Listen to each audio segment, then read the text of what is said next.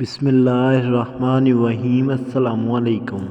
حضرت ابو ہریرہ رضی اللہ تعالیٰ عنہ سے روایت ہے کہ حضور صلی اللہ علیہ وآلہ وسلم نے ارشاد فرمایا، جو عورت کسی قوم میں اس کو داخل کر دے جو اس قوم سے نہ ہو، یعنی زنا کرایا اور اسے اولاد ہوئی، تو اسے اللہ عز و جل کی رحمت کا حصہ نہیں ملے گا اور اللہ تعالیٰ اسے جنت میں داخل نہ فرمائے گا۔ حضرت عبداللہ بن عباس رضی اللہ تعالیٰ عنہ سے روایت ہے کہ رسول اللہ صلی اللہ علیہ وآلہ وسلم نے ارشاد فرمایا، جس قوم میں زنا اور سود ظاہر ہو جائے تو انہوں نے اپنے لیے اللہ عز و جل کے عذاب کو حلال کر لیا۔ حضرت عمر بن عاص رضی اللہ عنہ سے روایت ہے کہ نبی کریم صلی اللہ علیہ وآلہ وسلم نے ارشاد فرمایا، جس قوم میں زنا ظاہر ہوگا وہ قحط میں گرفتار ہوگی۔ حضرت بریدہ رضی اللہ عنہ سے روایت ہے کہ رسول اللہ صلی اللہ علیہ وآلہ وسلم نے فرمایا، ساتوں آسمان اور ساتوں زمینیں بوڑھے زانی پر لعنت کرتی ہیں۔ زانیوں کی شرمگاہ کی بدبو جہنم والوں کو ایذا دے گی۔ نبی کریم صلی اللہ علیہ وآلہ وسلم نے فرمایا، زنا سے 6 باتیں ظہور پذیر ہوتی ہیں، 3 دنیا میں 3 آخرت میں۔ دنیا میں زانی کا چہرہ سیاہ ہو جائے گا، اس لیے اس کے رزق میں تنگی آئے گی